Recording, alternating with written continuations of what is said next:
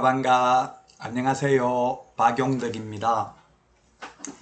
공인중개사법 하루 3문제 기출 보객기 시간입니다. 이번 시간은 29회 17번 문제부터 보도록 하겠습니다. 중개사무소 명칭 표시 광고에 관한 설명으로 옳은 것입니다. 광고 관련해서 올해 시험에 반드시 출제될 것입니다. 1번 개업 공인중개사는 개설 등록을 하지 않아도 개설 등록을 하지 아니한 경우는 무등록 중개업자죠. 부동산 중개라는 명칭을 사용할 수 있다 했는데 공인중개사 사무소 또는 부동산 중개라는 명칭은 개업 공인중개사가 아닌 자가 사용하게 되면 1년 이하의 징역이나 1,000만원 이하의 벌금에 처합니다. 2번 공인중개사인 개업 공인중개사가 법령에 따른 5개 광고물, 5개 광고물이라고 하면 간판을 말하는 거죠. 설치하는 경우 중개사무소 등록증에 표기된 개업 공인중개사의 성명을 표기할 필요가 없다 했는데 간판 실명제입니다. 간판을 달아도 되고 안 달아도 되지만 간판을 달았을 경우에는 반드시 성명을 표기해야만 합니다. 하지 않는 경우 100만원 이하의 과태료가 되겠습니다. 3번 법 7638호 부칙 제6조 2항에 규정된 개업 공인중개사는 사무소 명칭에 공인중개사라는 문자를 사용해서는 아니 된다. 네, 이게 맞네요. 소위 부칙개공, 소위 중개인은 자격증이 없기 때문에 공인중개사 사무소라는 문자를 사용해서는 아니 됩니다. 부동산 중개라는 문자밖에 사용할 수 없습니다. 4번에 등록관청은 규정을 위반한 사무소 간판을 철거를 명할 수 있으나 대집행할 수 없다 했는데 행정대집행법에 따라 대집행할 수 있습니다. 행정대집행법입니다. 청문은 행정절차법입니다. 과태료 부과 절차는 질서위반행위 규제법이 되겠습니다. 법 이름만 기억하면 되겠습니다. 5번 법인인 개업 공인중개사가 의뢰받은 중개대상물에 대하여 법령에 따른 표시광고를 하는 경우 대표자 성명을 명시할 필요가 없다 했는데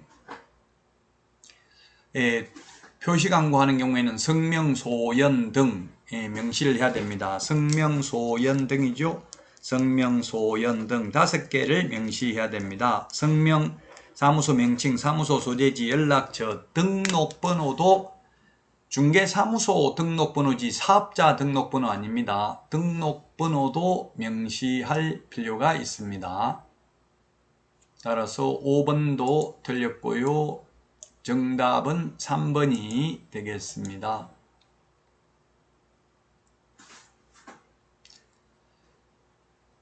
1번은 개업공개사가 아닌 자가 부동산 중개라는 명칭을 사용하면 1년 이하의 징역이나 1,000만원 이하의 벌금이고요. 2번 5개 광고물에 성명 표기해야 되고요. 그 다음에 3번 부칙개공은 공인중개사라는 명칭을 사용할 수 없습니다. 자격증이 없기 때문에. 4번 행정대집행법에 의해서 대집행할 수 있고요. 그 다음에 대표자 성명도 명시해야 된다. 표시광고하는 경우. 자, 다음은 18번 문제입니다. 휴폐업에 대해서 틀린 것입니다. 휴폐업에 대한 내용이죠. 휴폐업은 모두 미리 신고죠. 자, 기업에 등록 후 3개월 이내에 업무 개시하지 3개월 초과하도록 업무 개시하지 않는 경우 신고해야 되고요. 신고도 안 하고 업무 개시도 안 하면 3월 초과 무단 휴업한 것으로 보아 100만원 이하의 과태료에 처할 수 있습니다. 이번에 법령에서 정한 게 징집으로 인한 입영, 치약, 질병으로 인한 요양 등 부득이한 사유가 있는 경우를 제외하고는 6월을 초과할 수 없습니다. 자, 그 다음에 D것에 분사무소는 주된 사무소와 별도로 휴업할 수 있고요. 휴업 신고는 원칙적으로 휴업 개시 후가 아니라 휴업 개시하기 전에 미리 사전에 신고를 해야 되고요. 그 다음에 휴업기간 변경 신고 시 등록증을 첨부해야 된다 했는데 휴업, 폐업 신고할 때 이미 등록증을 반납했기 때문에 첨부하고 싶어도 할 수가 없습니다. 따라서 틀린 지문은 5번이 정답이 되겠습니다. 5번.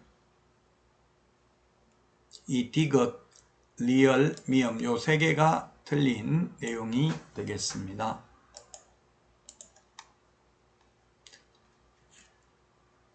5번이 정답이고요. 다음 문제 보도록 하겠습니다.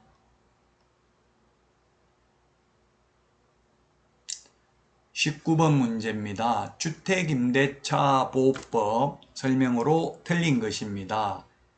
1번 임차인이 임차주택에 대하여 보전금 반환 청구 소송의 확정 판결에 따라 경매를 신청하는 경우 반대 의무의 이행이나 이행의 제공을 집행 개시 요건을 하지 않는다. 이게 무슨 말이냐면 쉽게 말하면 세입자는 경매 신청할 때는 집을 비워주지 않고도 경매 신청은 할 수 있고요. 나중에 배당받는 것과 명도, 즉 집 비워주는 것이 동시 이행관계에 있습니다. 2번 임차권 등기 명령의 집행에 따른 임차권 등기가 끝난 주택을 그 이후에 임차한 임차인은 보전금 중 일정액을 다른 담보물권자보다 우선하여 변제받을 권리가 없다. 즉 최우선 변제받을 수 없다는 뜻입니다. 등기 이후에 들어온 새로운 세입자는 최우선 변제는 못 받고 다른 자기보다 후순위 권리자보다 우선 변제는 받을 수 있죠. 보전금 중 일정액 이게 바로 최우선 변제입니다. 소액 임차인 우선 변제, 보전금 중 일정액 우선 변제, 최우선 변제 다 같은 말입니다. 3번 임대차 계약을 체결하려는 자는 임차인의 동의를 받아 확정일자 부여기관에 해당 주택의 확정일자 부여일 정보의 제공을 요청할 수 있다.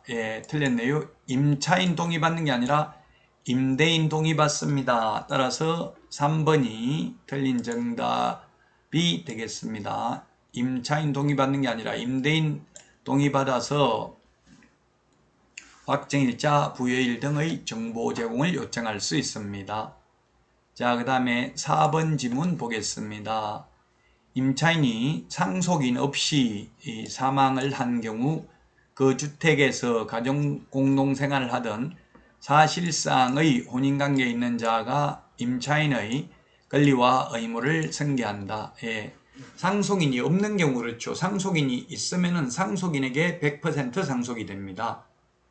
다만 이촌 이내의 상속인이 있어도 가정공동생활을 하지 않는 경우에는 상속인하고 사실혼관계의 배우자가 공동으로 권리와 의무를 승계하게 됩니다. 사실혼이 보호받는 것은 우리 공인중개사 시험 범위에 들어가는 것은 주택임대차 보호법밖에 없습니다. 상가나 민법, 부동산 실권리자 명의 등기에 관한 법률에서는 사실혼은 보호되지 않습니다. 5번 주택의 등기를 하지 아니한 전세계약에 관하여 주택임대차보호법을 준용한다. 미등기 전세, 소위 채권적 전세도 주택임대차보호법이 그대로 적용이 됩니다. 동네말로만 전세죠. 원래 전세권 설정 등기를 해야만 물건인 전세권이 되는데 그냥 동네말로 전세라 하는 것도 주택임대차보호법 적용된다는 이야기가 되겠습니다. 따라서 3번이 정답입니다. 임대인 동의받아야 된다. 임차인 동의받는 게 아니고요. 여러분 많은 도움 되셨습니까? 도움 되셨다면 아직도 구독자가 아닌 분들은 구독, 좋아요, 알림 설정해 주시면 큰 힘이 되겠습니다. 다음 시간에 찾아뵙도록 하겠습니다. 안녕히 계십시오. 안녕.